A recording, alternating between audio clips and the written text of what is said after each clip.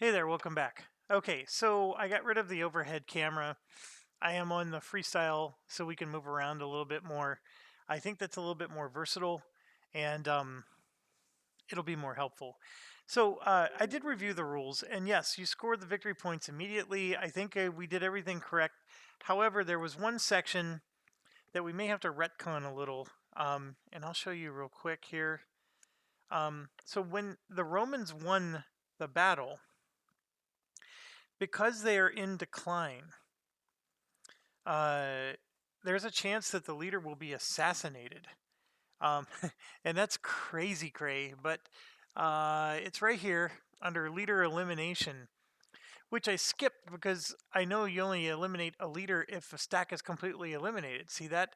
However, when an empire is in decline, which the Roman Empire is, each time the leader gets a victory, attacking or defending, roll a d10. There's no modifiers, and on an 8 or more, the leader is assassinated. So that affects the rerolls and things like that. So we've done 3 battles so far, and the first battle, the barbarians lost 3 units, and the Romans lost 1, but then they were able to recover. So nothing would have changed there. It's battle 2 and 3 that could have possibly changed. So this is after the first battle. I rolled 2. So nothing changed. Second battle, I rolled a 7, close, but not quite. And then the third battle means that nothing changed at all, except we forfeited our fourth, because remember the barbarian leader had a chance to do campaigns. I rolled a 7 as well. So nothing changed. Had the Roman leader died, then maybe the barbarian leader would have been able to strike and do something on that. Now, the other thing that I was looking at is, could we have attacked somewhere else? Because we can take control of other provinces and try to build cities or something there. And to be quite honest, the answer is no. The points that they score on turn 3, and I'm going to use my regular camera for this because it's a green space. So the points we would have scored on turn 3 here. Let me scoop these away so I can make this a little bit closer. So Lotharingia is what we kept trying to attack, and we were failing. Okay, that's 5 victory points. That's why we kept trying. These areas here, Agra Decumentis, we actually have it right now. So we are going to get 3 victory points for that. The other ones, however, not so much. Okay, so, and then here, of course, for units that get killed, if they ever become a federati, and then they need to control non-heretical Catholic provinces. They'll score a victory point for that. So, anyways, that's the situation for them. I really don't think it's in their best interest to keep just giving Rome points. So, so I'm going to let it go, and we're going to stop. I see no advantage to continuing. Okay, so the part in question that we were talking about, as I've been saying, is here, and then this Roman stack is just too much for them. Now they do need to get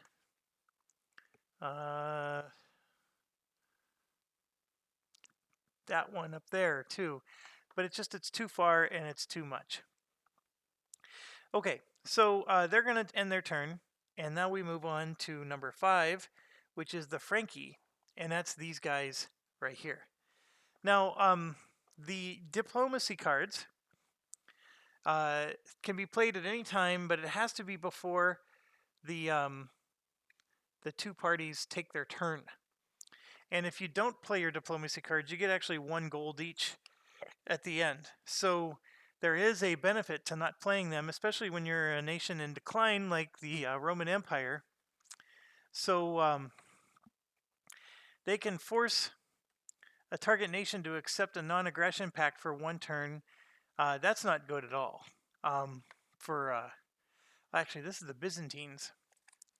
So these are the Byzantines, and they can offer an alliance. I don't think they're going to do either of those. The Romans, however, I'm sorry, no, that was the Romans. This is the Byzantines.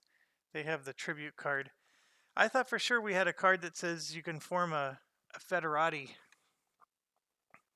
That must be the yellow player. Let me look at the yellow player's card. Oh, that's what the yellow player can do.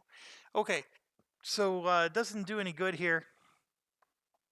The Frankie are these guys. Okay, so let me get these out of the way. So you can see here they want to take most of France. They get victory points here for each non-Frank they kill in Gallia, each turn under a Fidesz. So they do want to have a federati situation. You actually get 3 points each turn. So as the red player, they would like the Franks to become federati, and then the Romans can let them guard northern France area, the Burgundy area, and then the Romans can focus on defending the other parts of the border, right? So they can use the red barbarians and let them settle up north to help out. It does cost them money, and I don't think you're allowed to set up that type of arrangement without the proper diplomacy card. That's the problem. Okay. So we can't do that, but it would be 3 victory points, but it costs the Roman player money that they don't have at the moment. That's another problem. Okay, then you get a victory point for Catholic provinces they control. They get points for Austrasia and Flandria. Now, these 2 places are currently under Roman control, all the more reason why the federati thing would really be beneficial. That's, in fact, an ideal situation. And then it keeps going that, they want Liger and they want more and more of France as time goes on. Okay, so let's look at their situation up here. They, technically speaking, the red player can attack himself. There's no reason he doesn't, have to. Or there's no reason not to, I guess, other than, for purposes of scoring points and area control. But this particular Frankie, they're in Franconia and Rhenus, okay, and they want Flandria and Austrasia. They want these 2, which are currently guarded by the Limes. And so what they can do is they can choose to attack, and since it's the red player, the Romans won't intervene. They're going to just allow them to take those 2 territories. And the whole point of this is to get points through the Frankie nation. Now, does it mean, though, that the Romans are going to lose control of Gallia Septentrionalis? And the answer is probably yes, because if you look at this area, it is a very large area. There's the border here. It's coming across along the river, and then it comes up the river, and it's really hard to follow. I think it goes right along the river. So that's the border. Yeah. So as they go in, they're going to take these 2 provinces, and then the Romans are going to still have 2 provinces, and they actually are going to have more cities than anybody else. So from an area control perspective, the Romans will still have the area control. So the thing to get your mind wrapped around is, like I said, even though this is controlled by a red player, they're not friendly to each other. I mean, obviously the red player is not going to do anything stupid to hurt himself, but so they're friendly from that perspective, but they still attack each other, and they're still hostile towards each other as far as the game is concerned. It's a very bizarre concept. I'm still not sure how much I like it, but that's how that works. Okay, so they're going to go, and what I'm going to do is I'm going to take the Rex and 2 Frankie, and we're going to come to try to take out Austrasia with them. And then these 2, along with the Horde, are going to go to Flandria. Okay, and so we're just going to try to take those out, and those are going to be, I'm sorry. Oh, good, you were able to see the the screen. I sometimes forget to move the stuff off the green screen. So it's just as simple. I'm going to do the Flandria one first. Even means that it did a hit. So that failed, so the fort's destroyed. And then the other one, that's an even, so it did do a hit. So both forts get destroyed no matter what. So they're down. But what it means, though, is this Rex, one of these guys took a hit.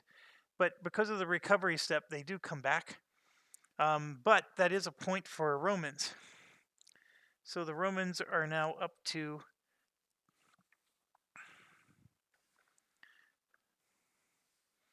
The Romans are now up to 10 points because of that. And that's it for them. I think very much they might want to try to become a kingdom in a future turn in those areas. So again, it's so bizarre, and you got player aids to reference and things of that nature that you may want to look at. But right here, the Franks. For the red player, if they create a kingdom in either Gallia, they get 10 points. And if they create an empire, they get 20. And then they get points for having Catholic provinces, which is just a civilized province.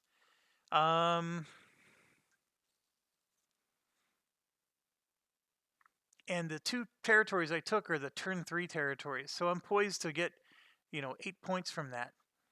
And then, of course, there's points for later and later.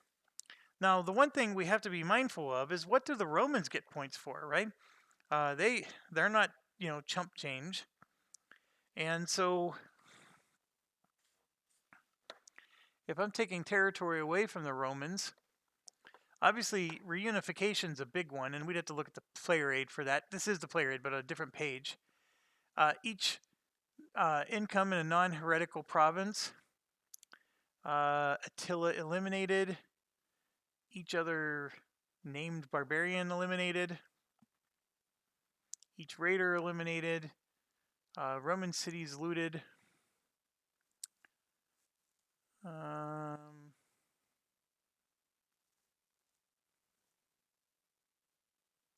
So anything that's abandoned is minus 10. I guess I'm going to have to look up what the word abandoned means in this game. I know abandoned is like if the empire collapses, it abandons things. But that must be what I think it is. And then here, this is actually the barbarians they've been fighting. That Agri Decumenes is one of them. And all provinces of Africa, Britannia, or either Gallia. So each area is 10 points. So I gave up 2 provinces in Gallia, but I didn't give up the city. And remember, area control is about controlling the most cities. So that's a very interesting... right now, with the Frankie being barbarians and not a kingdom, I would get 10 points for that. So very interesting. And then what's even more interesting is it says turn 2. So that's scoring points on a turn that's not turn 3. It's very bizarre. I thought they said that you only score victory points on turn 2. But anyways, that's my frustration with this game and what makes my head hurt so much with it. It's just bizarre scoring at these weird times, and they're never at the same time. But yeah, on turn 2, they get to score. And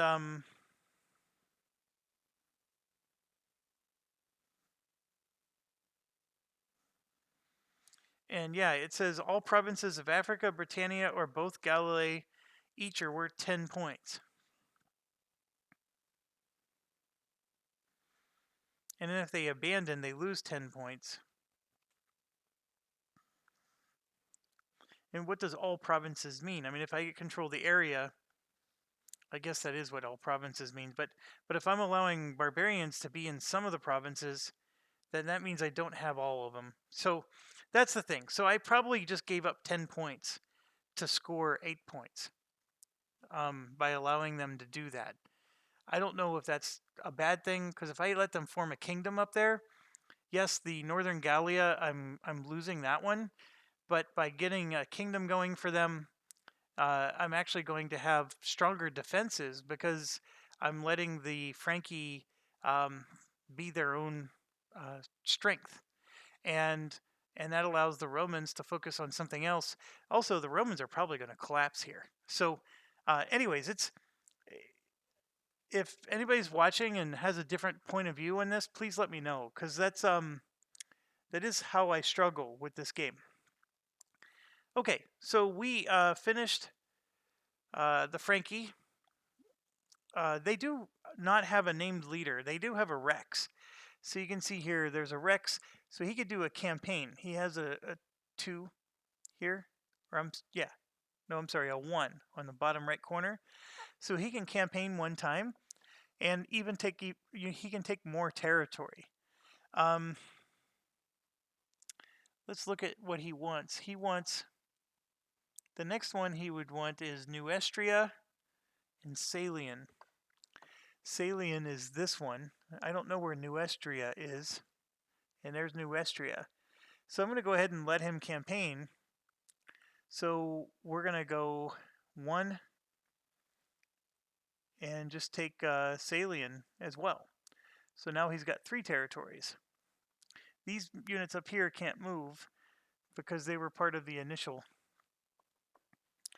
And in fact, I could have, what I should have done is I would have put it like this. So that way they both can move with him. And he would drop this one off here.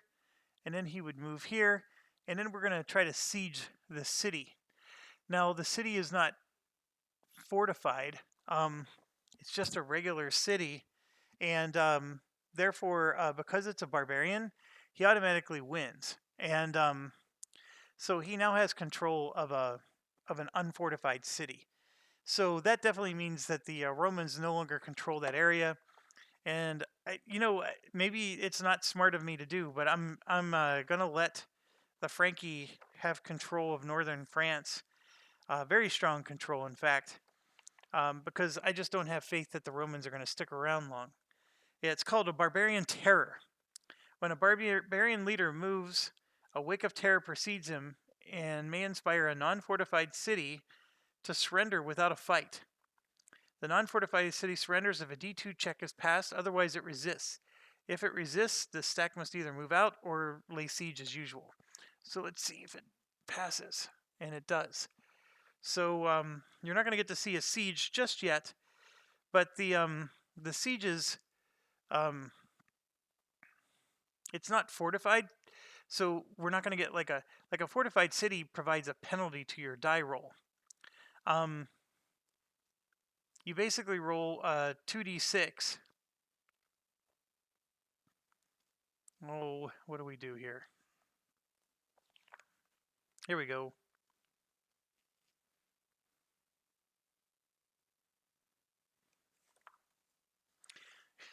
We roll a d10, and then there's a bunch of modifiers.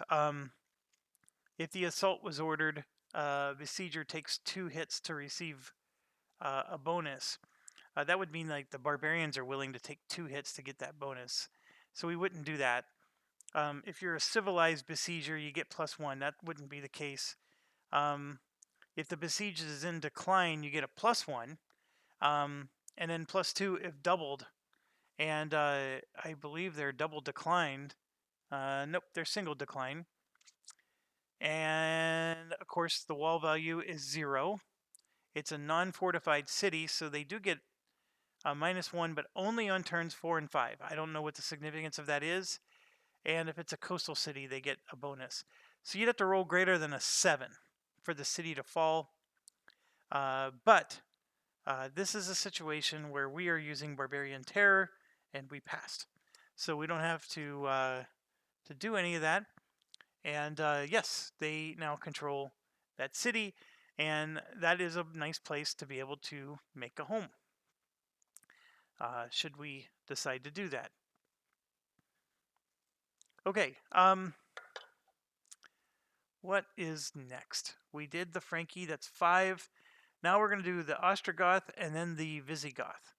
And they are both over here. So let's look at the Ostrogoth first. The Ostrogoth want to go all the way to Italy. Given how our last campaign just went, I'm not sure I'm really thrilled about that concept. But I think we might have a shot because the Romans went and defended elsewhere.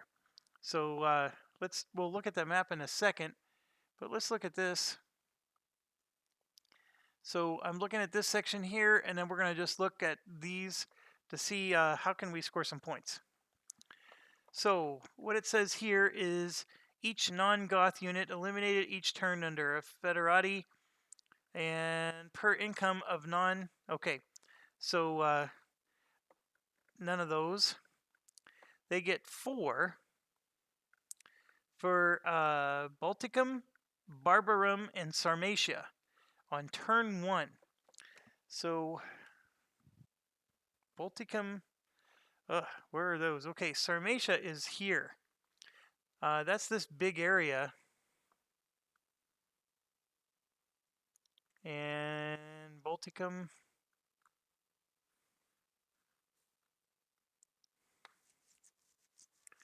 Where the heck would those places be?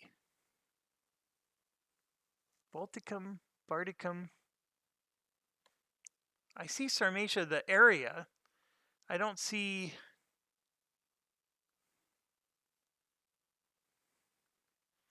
It's Polonia, Valette.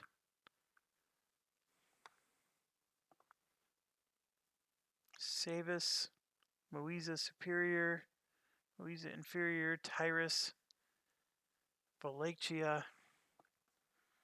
So they get Balticum, Barbarum, and Sarmatia.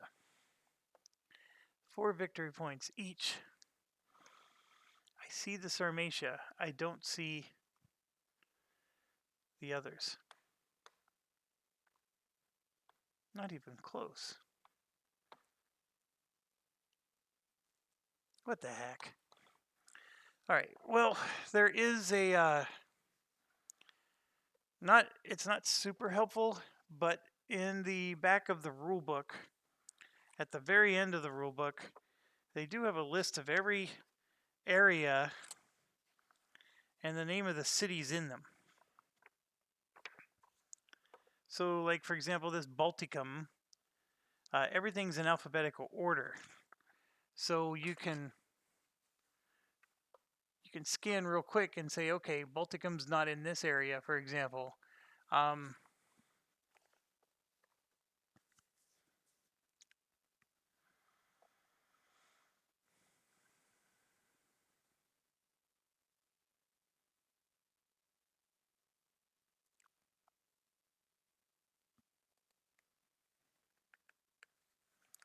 I don't see Balticum anywhere.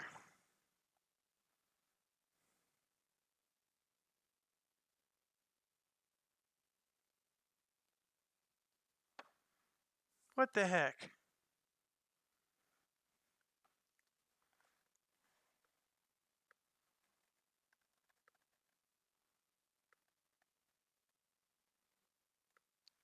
So I'm looking at like the Visigoths. They actually have locations in Italy they need to take. I see those.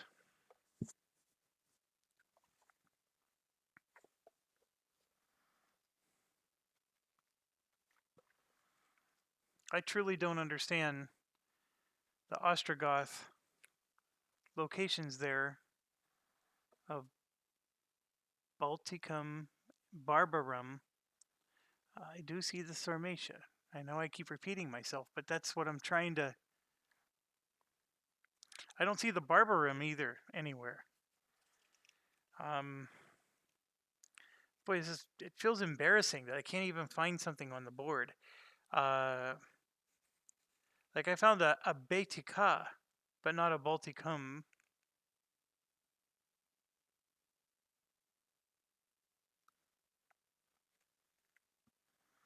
It's almost like they have a typo. Like they had some named provinces that they removed from the game. And here's the thing, there's so many typos in this game that you start to just assume that. And then you're no longer, trusting that it's in there, and you're just, doing a bad job of, oh, is it a sea zone? No.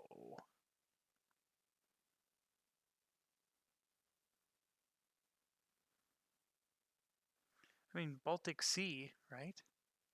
Balticum would be near the Baltics. Let's take a look.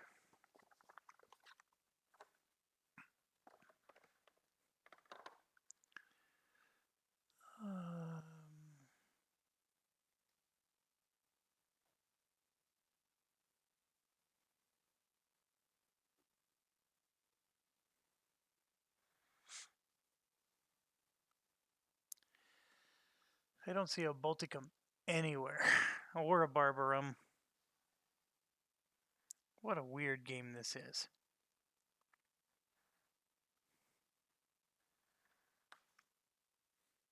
Totally a weird game.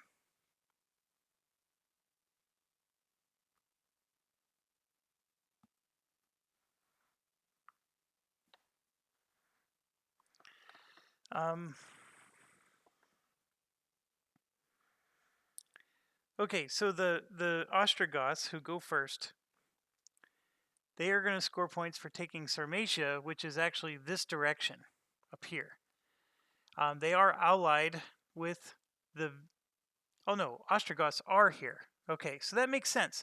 So this is where the Ostrogoths started. So they get points for controlling this region. Perfect sense. The Balticum... Oh, there it is. I found it. The Balticum is up here. It's an area. It's called the Balticum area. And the Barbarum is this area. I had it all covered up. So basically, they have to go to war with the minor kingdoms of the red player, and take those areas. So that's a very interesting concept, and probably a challenge accepted situation. And if you can take out the horde, you get to vassalize it. So then it becomes yours, and all that territory becomes yours.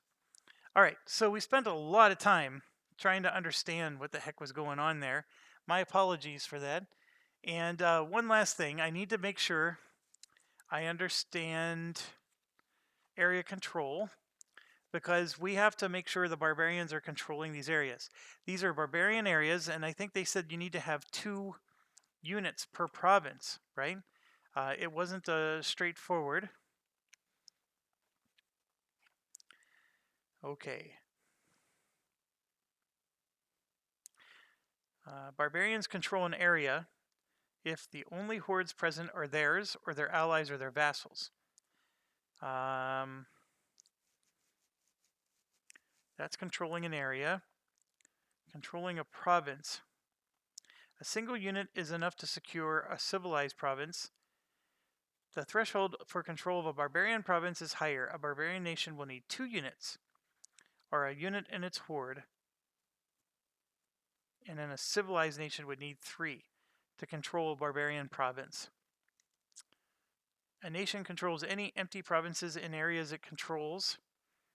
Thus, area control, as long as it's maintained, obviates the need for military presence in each province. So what it means is all we have to do is control the area. And right now we do, because we're the only ones in that area. And so we would... and remember, those minor kingdoms, they don't attack. They're just there to basically consume the Ostrogoth's time.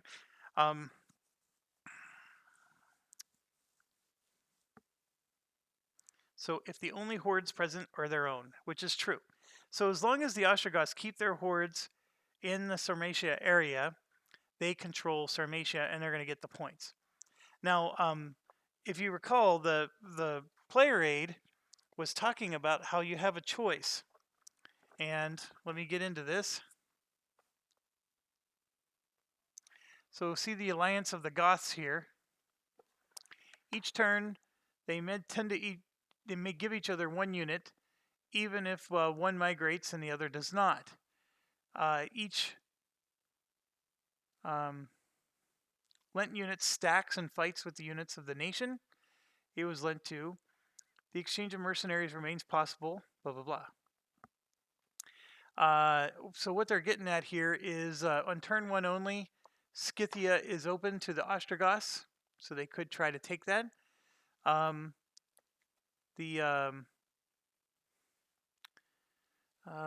talking about the Renaissance.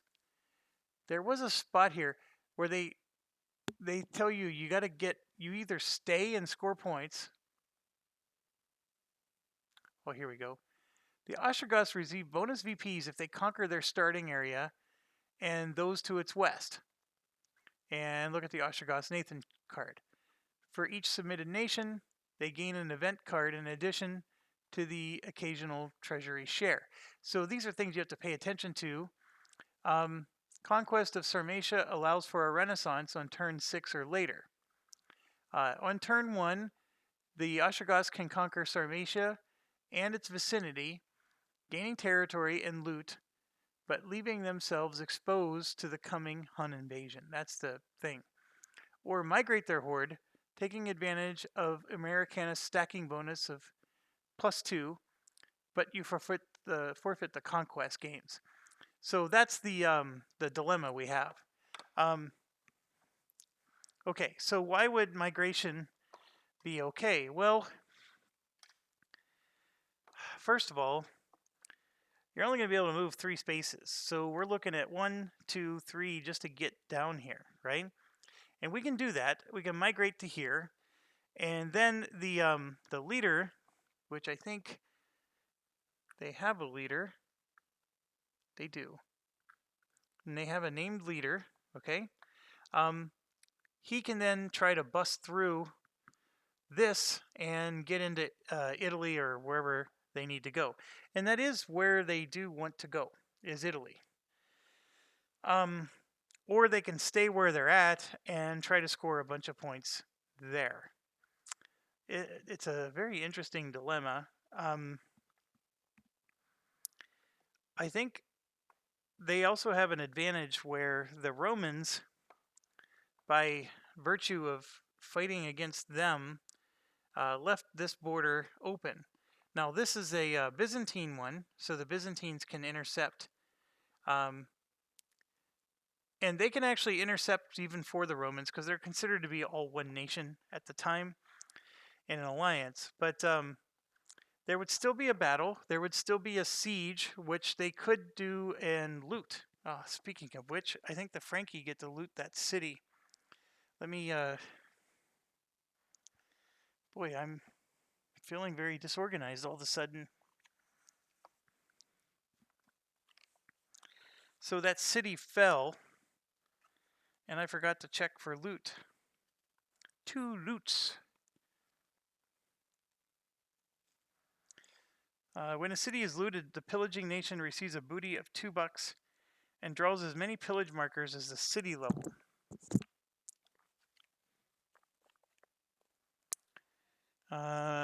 Pillage markers.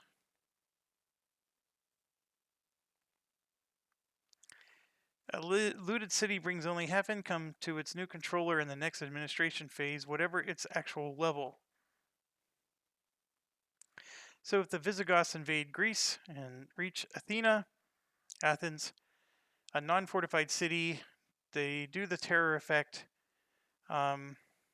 They siege the city, they win. Athena was a level 2 city. They get $2 plus 2 pillage markers, which bring an extra $3 for a total of 5. A single face-down pillage marker is put on Athena to indicate its looted status. And then when a fortified city is captured, you're allowed to dismantle the wall. Okay, barbarians don't collect money from cities. So we're going to go ahead and loot that with the Frankie. So let me grab a Frankie token. This is their money token. And we're going to grab a single pillage token because it was just a level 1 city. And so that's what we got. And if we flip it over, it's a single dollar. So what we do is we put the pillage marker over the city because it's just for 1 turn. And then the Frankie are sitting on $3, which is more than the entire Roman Empire at the moment. And that's how that works. Okay, so let's get back to this. I think the Ostrogoths are going to go for the points. Let's go for points. The migration thing does pay off in later turns. And actually, to be quite honest, I mean, if we could get there, I think Rome's going to fall soon. And so getting into Italy could lead to some really serious points later instead of now. When the Huns arrive, obviously they're going to... so what do? We have big stacks of money and prizes. I would need to take out this horde here, that horde there, and this horde up here to be able to control the 3 regions. I can vassalize them, which means that we would be in control of them. And can I do all of that in 1 turn? We have 3 units that we would have to take out each time. That's a tall order, Barbarian versus Barbarian. I do get to re-roll 2 dice. I have cavalry, which they don't. I even have heavy, which they don't. That's still a tall order. I do get to campaign 3 times.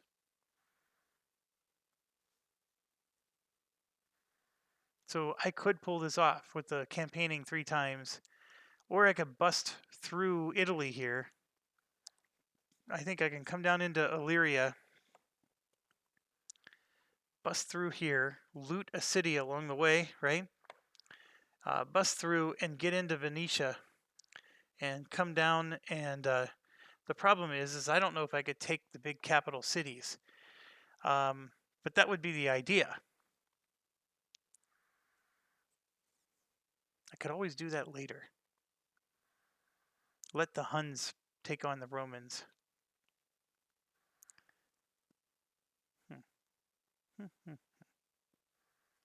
All right, I've never played this before. Let's not overanalyze this. Let's go for what's easy. Now, these guys are, the Slavic tribes are neutrals, so they will defend themselves, and the red player technically controls them. So, like, for example, if I decide I'm going to attack here, that horde, these 3 would come in to intercept, and if I can do 4 hits to them, then that horde will be conquered. So that's the idea. So I could do that in 1 turn, and then if I do a campaign there for 2, and then 1, 2, 3. Oh gosh, I'd have to do this in exactly 3 turns. All right, let's try it. So we're going to do 1, 2 to take on this horde first. And then they have to intercept with these 2 units. So we're going to roll for the intercept, which I don't know why this would fail or where my die. Here we go. Let's roll for the intercept. It's a 4. Oh. Let me check real quick.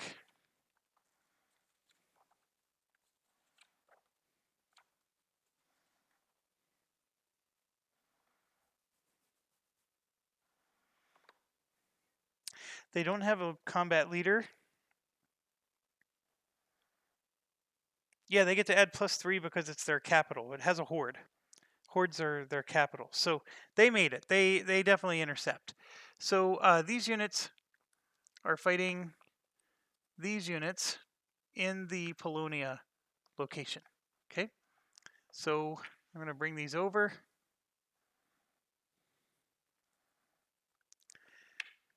There's only 3 units and then a horde unit.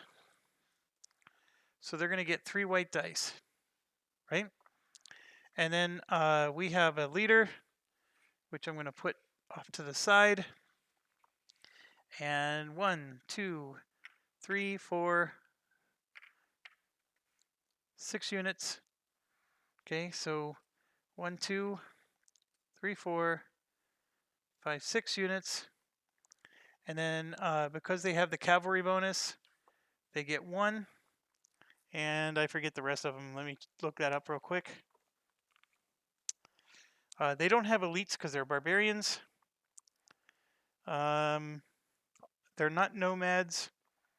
This isn't a fortified city.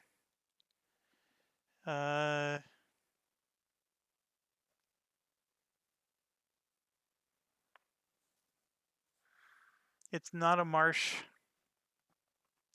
They didn't cross a river. Okay, that's basically it. Each unit engaged gets a white, yep. And then, of course, because they have the heavy advantage, they would cause the other player to lose a black die, but they don't have one. All right, so let's roll for these guys. And they don't get any, they don't have a leader, so no re-rolls or anything for them. So you can see that's a blank because it's a forest, so the reds won't count. They get 1 hit. And I'm just going to set those off to the side. 1 hit. And then this, of course, is the Ostrogoths. And, of course, I rolled it into all the other dice. But this is what we got. We got 1, 2 hits. Okay? Obviously, I want to do better because I need to do 4 hits. So my leader lets me roll 2 dice. It's the top left number, right?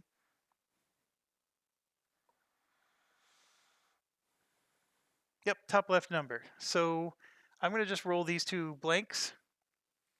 I'm going to keep the 1 hit on the black die. And I got another hit. So that is 1, 2, 3 hits. So I eliminated all the regular units except for the horde.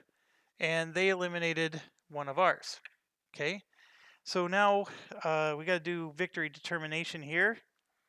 If a nation eliminates all enemy units, it is a victor. When a stack is completely eliminated before the recovery, its leader is eliminated if a D2 check is failed. A surviving lone leader retreats to the nearest province. So now I need to find out, is a horde considered a leader in that case?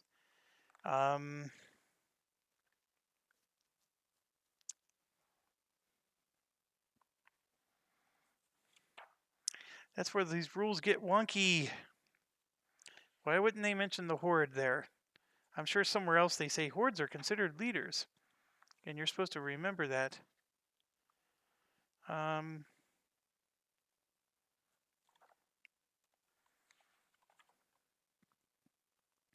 Each barbarian nation has a single special unit, the horde.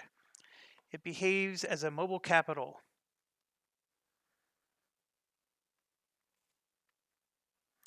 Horde stands separate, does not stack. If you're raiding, it has to be within 2 provinces of the horde. It counts as a unit in defense only. It flees or retreats normally. It cannot be eliminated in battle, only submitted. A horde moves like an infantry unit. All right, so submitted. There is a section on that that's called the Vassalage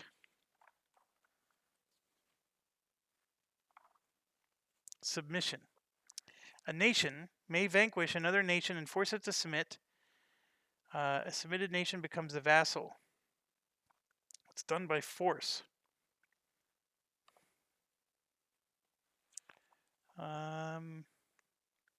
In order to capture a horde and submit it, a nation must eliminate all barbarian units accompanying it. If at least 1 barbarian unit survives and retreats, the horde retreats instead of submitting. A horde counts as 1 unit when defending in a battle, but cannot be eliminated, only captured. Okay, so it counts as a unit, which means they get to roll another die, which you saw was a blank. So they got to roll 4 dice, is what I'm trying to say, instead of 3. But if I eliminate all the other units except for the horde, it submits. If they had any treasury, you get half of it.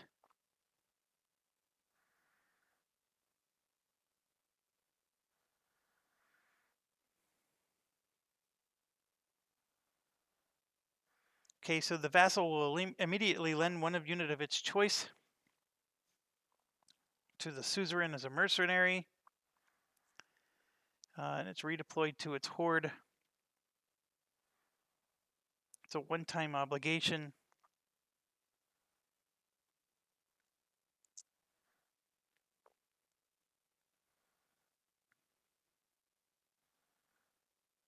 So Barbarian Vassal receives no more than 1 unit. It's free to increase its territory by usual means. Vassal may not submit other nations. Vassal only gets half its normal VP. The vassal pays its tribute.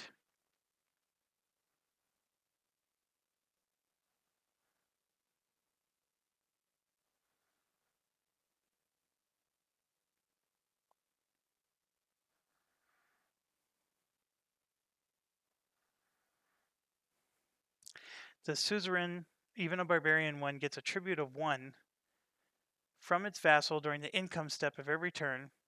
It's gained even if the vassal is broke. And it receives VP for all the vassal's territory as if it were its own. That's what I was looking for. Okay.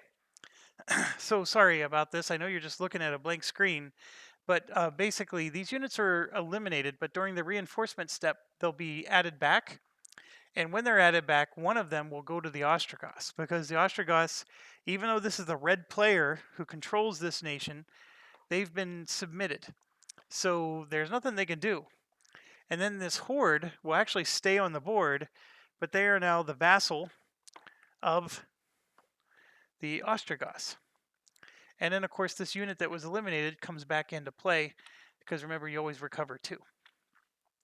And I'm going to just leave these here. And as you can see, I get to campaign 3 more times. So that means I get to do 3 more things. And I'm not raiding, I'm actually attacking. So by leaving this horde here, we control Sarmatia. By having this one, we control that. And how do I denote that they're my vassal? That's the part that, like, there should be something I can put on the board or the screen to show that they're my vassal. It's really bizarre, because how am I going to remember that they're giving me points? I guess if you're not crazy like me and playing all 4 sides, you're actually going to remember things like that. So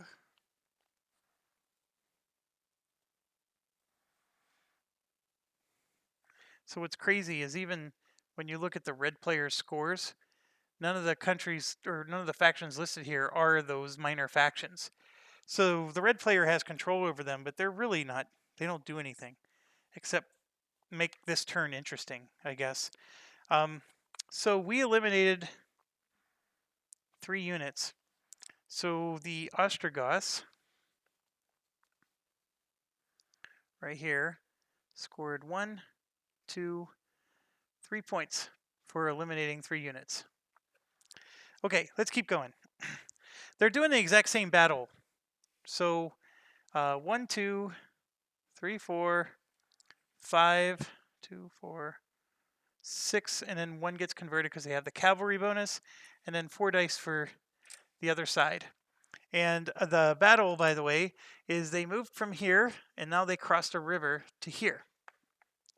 Now, the interesting part is that crossing the river makes them lose one of their white dice, the Ostrogoths. All right, so here's some lovely reds for a forest area. So 1 hit from the red player. This is the Ostrogoths, and it's an awful roll with 1 hit from us. So we're going to re-roll the black, and we can choose to roll them one at a time. So that's what we're going to do. There's another hit, and what do I want to do? I need to get at least 3 hits, so I'm going to roll this one, and it's a miss. So I did 2 hits to them, and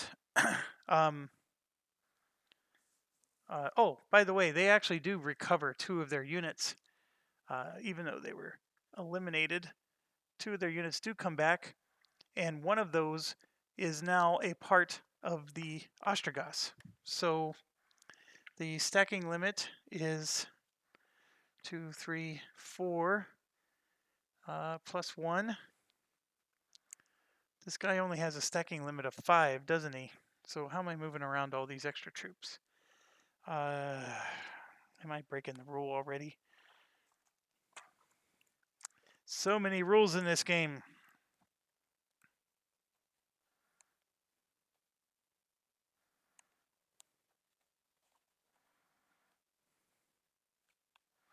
And we reviewed them all, it's just I don't remember it. Limit is 4. Presence of leader gives the bottom left, and you get another +1 for an invasion. So I've been rolling 1 too many dice. So I got to leave one of these guys behind. 1, 2, 3, 4, 5. I'm going to leave the outcomes as they are, but yeah.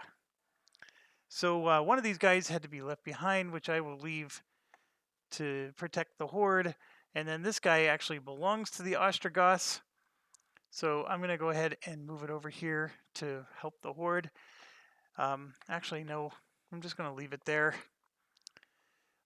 So we are here, and we failed. So we took 1 hit, which we'll recover at the end of the round. We did 2 hits to them, and they recover both of them. So I now have 2 more campaigns left, and I basically have to be perfect from here on out. So again, 1, 2, 3, 4, 5. 1, 2, 3, 4, and then 5 for the Ostrogoths, and then 4 for them. So there's 1, 2 hits from them. We can recover from that. We lose 1 die because we crossed a river. Because you have to retreat the same direction you came from. So that sucks. So we got to make 4 hits here, or 3 hits. And there's only 1. So we're going to re-roll these 2 dice. Gonna get that out of the way. And I only got 2 hits again. We're not doing this. So we do get points for this, though. The neutral player isn't scoring any points for killing us, but we're getting points for killing them. So I'm off camera here, and the Ostrogoths just got 4 more points. Right? They got 2 for the first time and 2 again. So we had to, well, no, you know what? We didn't have to retreat. We forced them to retreat. It's just that we didn't wipe them out. Okay, so since they had to retreat, he would have gone back to here. So then we would have gone there. So we actually don't have a river penalty. So I get 1 more die, and if this is a hit, we wiped them. It is, but it's not the kind we're looking for. So not the droid we're looking for. Okay, so they had to retreat again, and now they're all the way up here in Lithogalia, and we're going to try 1 more time. We may not get Balticum, but we're hoping to. But it looks like we pushed them out of Barbarum, right? Because they retreated all the way back here. So they're no longer in Barbarum. We have control of Barbarum. So we don't need to continue to fight up here. So I may not do that because I gain nothing. I'm not going to be able to wipe out all of Balticum there. So 2 out of 3 ain't bad. All right, so let's grab our units. So 4 is the stacking limit. I get a +1 because of my leader. And I think what I want to do is let's try to move towards Italy, right? Let's prepare to do the longer term play here. So if we're standing here, I'm going to move 1, 2, and ridges don't matter. I'm going to move into Carpathia, 3. I know the horde is far away, but I can't move them yet. They're controlling Sarmatia for points. So, did that make sense? I hope it did. I know it's bouncing all over the place.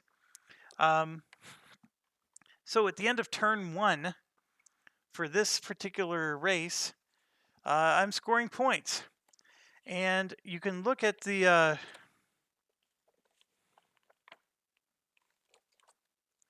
Goth player aid. And just give me a second. I just noticed something. The back of every player aid has tables and all kinds of random stuff on it that it's interesting. The Byzantines has the timetable on the back of theirs. The Goths actually have the scenario setup on the back of theirs. Let's see, does it have the same errors? Yes, it does. Okay. All right, so looking at the Goths sheet, the Ostrogoths, I know it's sideways. Let me get it proper here for you. So turn 1, Balticum, no. Barbarum, yes. Sarmatia, yes. That's 8 points. So I'm going to give them 8 more points. So they just scored a lot of points. They're currently at 7 plus 8 more. That's for the Ostrogoths. So 15 points so far for them. Not bad for a day's work. Okay. Next is the Visigoths. So same deal. Now the Visigoths don't get points at the end of turn 1. They're only getting points for killing stuff. And they ultimately need to go into Spain. You can see they get this big long migration path they need to do. And at the end of turn 3, they get points for Cisalpina, Provincia, and Septimania, Tuscia, and Umbria, which I hope you can appreciate. Those are Italian ones. At least I recognize those ones. So just to give it a perspective, there's Umbria, and there's Cisalpina, and Provincia, and Septimania. So right along the southern coast here and here. So that's where they want to go at the end of turn 3. So they have time, and they're currently located here outside of the Byzantine Empire. And what's funny is they don't have any interest in the Byzantine Empire. So I think I'm going to leave them alone. So I'm going to migrate the horde and the units, and we're going to go, 1 and then 2, and we're going to attack this city. But the problem is we're attacking over a river. That's always a problem, but that's the whole point of them being defense there. The Romans can try to intercept with this guy, and remember, this guy was reduced, so it's not even an elite unit anymore because of the event or whatever. So we have some advantage there, and technically speaking, the Byzantium could try to intercept with this unit because they are allowed to help the Romans defend. So I think a good red player would do exactly that. So those are the only ones that are within range. So those would be 2 different die rolls. So let's do the one for the Roman. Well, first of all, the fort is attended by itself, and because there's an interception, we resolve the fort, and us crossing a river doesn't matter because even if they do intercept, we still have time to cross the river. Okay, so let's do the fort. I rolled a 9, which means the fort did not hit us. It's just destroyed. So that's the first thing. Second thing, we now roll for the interception from the Romans. I rolled a 10. I don't even need to look at the modifiers. They're there. Now let's do the Byzantines. I rolled a 9. Actually, I do need to look at the modifier. There are some negatives. The Byzantines are not moving 3 spaces, so that's good. Let's see. Neither of them have a combat leader. They get +2 because they're an empire. Neither of them had to cross a river or a strait. Yeah, they both make it. So let's do this battle. I'm preserving the fact that this one's already damaged. And yes, there is a city here to possibly loot. And yes, we have a horde unit, but I'm not going to pick up the horde unit because it does not participate in attacks. So, and I'm making sure I'm within my limits this time instead of being a goober like last time. All right, so the Byzantines and the Romans are there. Neither of them have a leader. We do, but it's just a plain Jane Rex. Gets a 1 to his to the rerolls. Two of these for the Romans. 1, 2, 3, 4 for the Visigoths. We have a cavalry, which makes us get a black. We have a heavy unit, but so do they. And I actually don't know what happens in a tie. Let me check.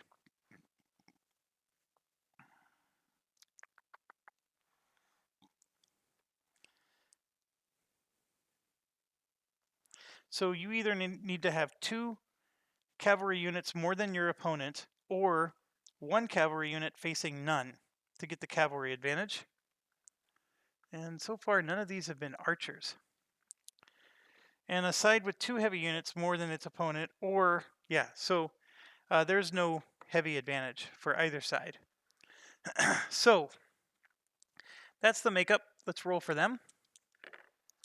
What kind of terrain are we in? We are in the, we're in the marsh. Marsh makes us lose. I'm verifying. Yep, that's marsh.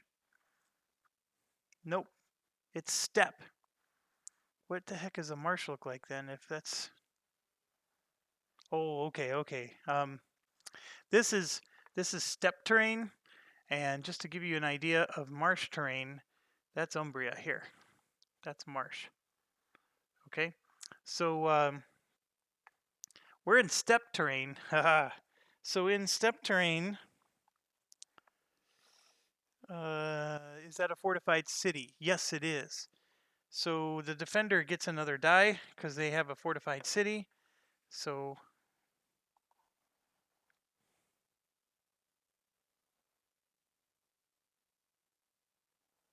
they also get another die because we have a horde.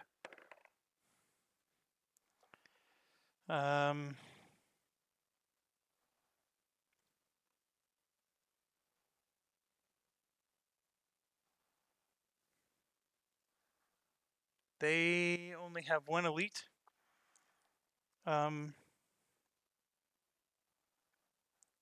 They're versus barbarians. So one of these, I'm going to have to re-roll. One of these is actually black because they're versus barbarians. So we're not nomads in a steppe. And there is a fortified city. So another one of these becomes black. Holy cow, this is becoming a much harder battle than I thought. So they get 1 for the fortified city, and they're getting 1 because we have a horde. Interesting. I probably shouldn't have brought the horde there.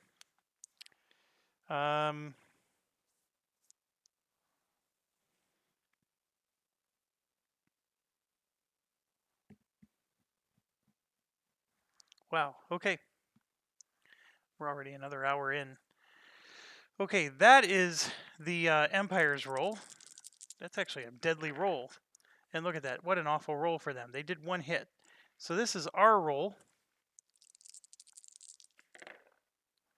We didn't do much better. The red hit does count, though. Let me make sure.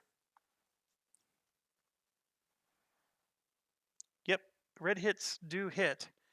So we have 2 hits. They have just 1. Okay, and then we get to re-roll 1 die. So I'm not going to make them re-roll that. In fact, we're just going to re-roll 1 of ours. And we got 3 hits. So with the 3 hits, this is eliminated. This is hit, flipped, and then eliminated. Now they will get their troops back, but they're going to have to retreat, and they're just going to retreat back to where they were. So the Byzantine guy and the now here's where it's weird. Since it's an empire, one of them gets to go back to full strength. The Byzantine will choose to be the one that's not at full. Well, they got a big battle coming up. They're saying, Romans, this is your problem. So they're going full strength, and the Roman guy won't be. Okay, so we made it in. All right.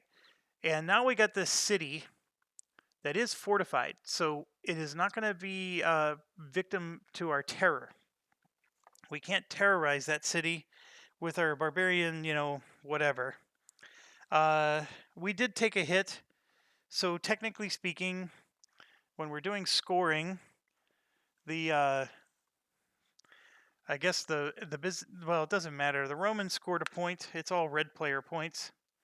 And then the Visigoths score 2 because they eliminated 2 units. All right. And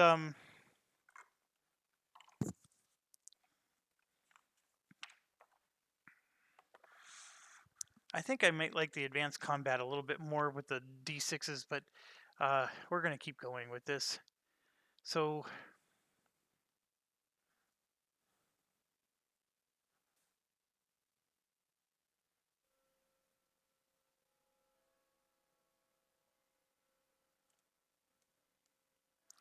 once victory has been determined and leaders eliminated, each side recovers 2 eliminated units.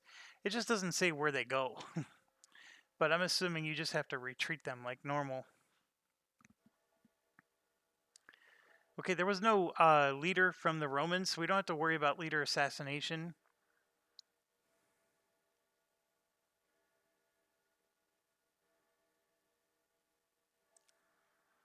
Okay. We don't have to worry about retreats. I'm skipping advanced combat. So now we got to do a siege against this town. And if we can't defeat that town, we have to actually retreat. So Barbarian Terror is only for a non-fortified city. They can surrender without a fight. But this is a fortified city, so no such luck there. So to take out this fortified city,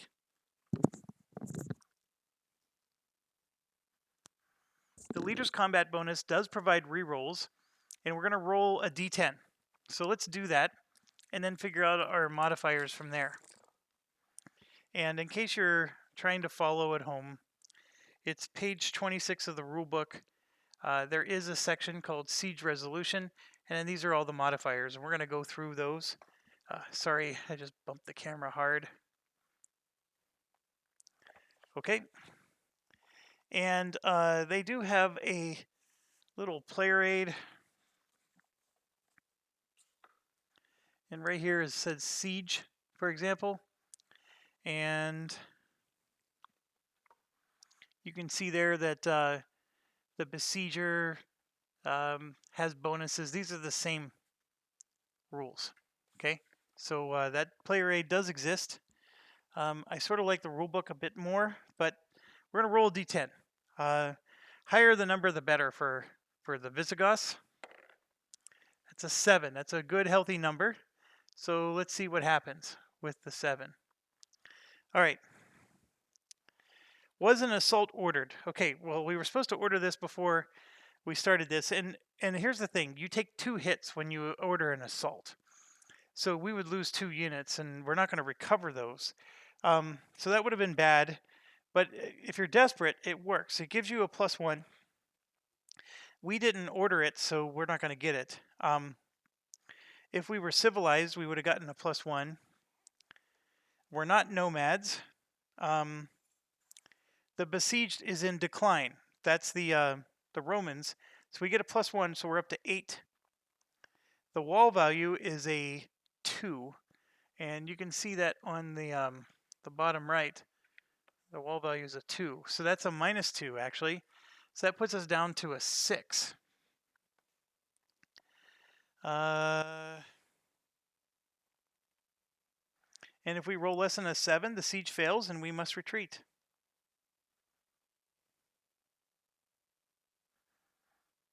Very interesting.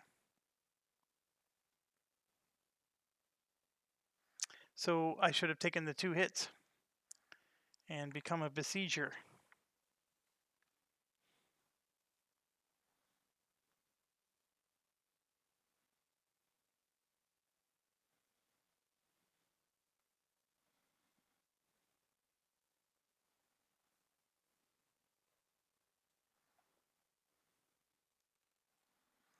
It doesn't say, actually, that you need to decide to be assault ordered. Besieger takes 2 hits to receive bonus.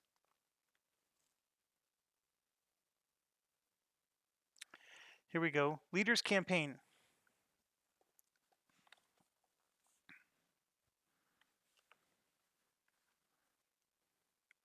A siege may be maintained after failing a first time by leaving 1 unit in the besieged city's province.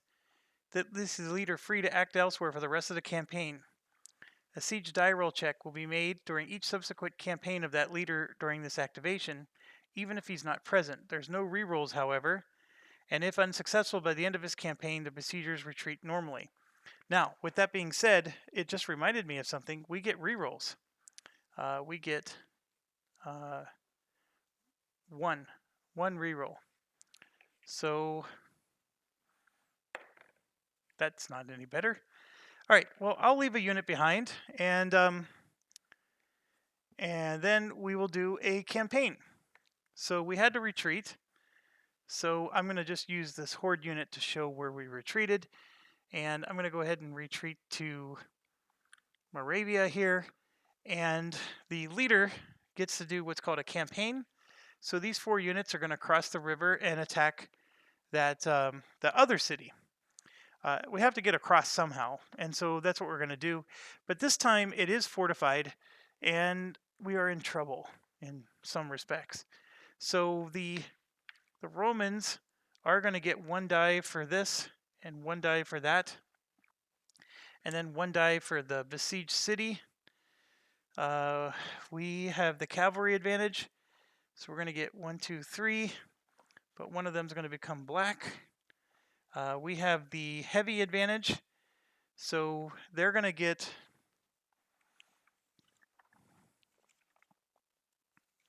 I'm already deciding I need to write this down somewhere because I'm flipping back and forth too much. So they got +1. We get -1 for crossing a river. They got their 1 for the Limas. We don't have the horde with us this time, so they don't get +1 for that. We have cavalry advantage, so we got a black die. They are versus barbarians, so they get a black die. It's a fortified city, so they get another black die, but then that gets canceled because we have the Visigoths have the heavy advantage. All right, so that's it. It's going to be 2 dice versus 3. That's not a very good outcome here. And they rolled 2 hits. Nope, the terrain is forest on this one, so they rolled 0 hits. All right, we'll take that, and we get to roll 2 dice, and we rolled 2 hits. We will take that. So we eliminated both of their units. I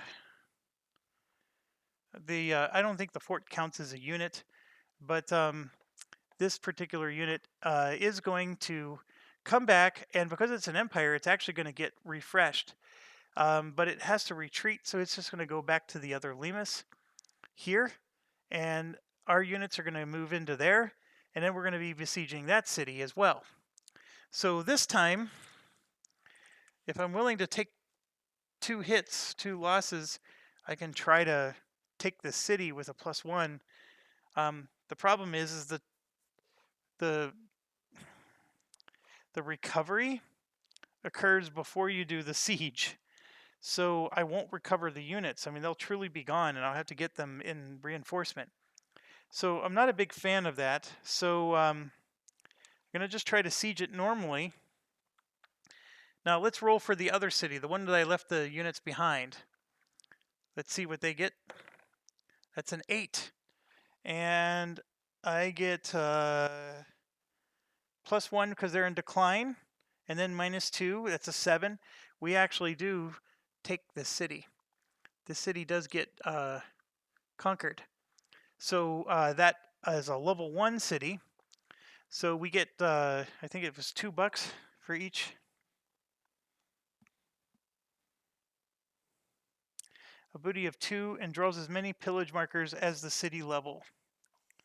So we got 2, and then here's the pillage marker. And we drew, I don't know how well you can see that, but that's a 1. So that's $3, and then event 21 happens. Or 23, I'm sorry. And so then we put a pillage marker over there. So let's grab the Visigoths money here. So they have $2. I'm sorry, $3. Same as the Frankie. They pillaged, and event 23 happens. So now we got to find event 23. Oh, so many things. That's not a calamity, I don't think.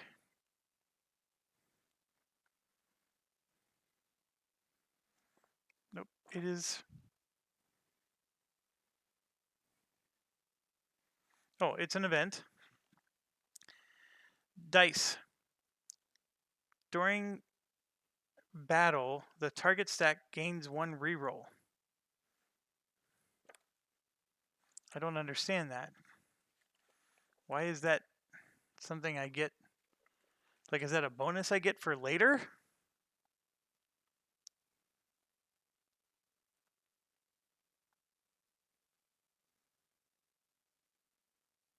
So it's an event called Dice. So target stack gets 1 reroll, which I may use right now, because we're now going to try to take that other city. So let's roll. And it's way underneath the box. And it is a 6, which I don't think is enough. This one's also got a -2 modifier. And we get a +1 because it's in decline. And that's all we get. So we need at least a 7, I'm sorry, an 8 to be able to hit. Our leader gives us a reroll, so let's use the leader's reroll first. That's a 3, and then I'm going to go ahead and use that event that I just got, and it's a 4. So we failed to take this particular city, so we will retreat. But here's the good news. We're going to retreat right to the place where we pillaged the other city. And our horde is, of course, we'll retreat to where the horde is so we can migrate the horde with us. And technically speaking, they're supposed to be next to each other. All right. Well, that just took us through almost all the barbarians. This game is epic. So the barbarians, 1, 2, 3, 4 of them are resolved. I got 1 more to go, and then we can move on to the civilized empires and kingdoms. This is a long game. So anyways, I hope it's starting to gel for you guys. I think once you understand the barbarians and the tables, this doesn't take quite as long. I mean, I'm still spending time looking things up. Things that I've already explained to you 12 times, I'm still looking it up a 13th time. It's just how I play. I just don't remember details in tables like that. I like having lookups because that makes it easy. So I may make a little lookup for me so it's not so hard. But hopefully you're getting a nice feel for it. I think this is going to get more interesting as more and more factions start to come to the board. But man, oh man, it's taken us 2 hours to get through 4 barbarians. This is a long game, and yeah, there's no excuse I can't make for it. But you know, is it fun? I'm playing all the sides. I'm not sure I'm having fun because I'm not a big fan of playing all the sides. I think I like it more when like I'm playing 18OE and I actually know the game really well, because then I'm trying different strategies and I'm okay with however it turns out. Whereas now I'm so nervous I'm getting a rule wrong or I'm misleading you guys, the viewers. Like I'm so stressed out trying to make sure I don't get the rules wrong. I'm not having fun for that reason. Now that I know some of you, you know, and I'm so happy to have you as my friend. you will respond and say, Jeff, don't worry about us. And I appreciate it. I will say that in advance. Um, I don't know. Whether it's my workplace or wherever, I just try to put in good effort. I just won't edit my videos. So I have no interest in editing my videos, and I'm totally okay with being long-winded on my videos. So anyways, thanks for watching. Stay awesome and stay healthy and safe.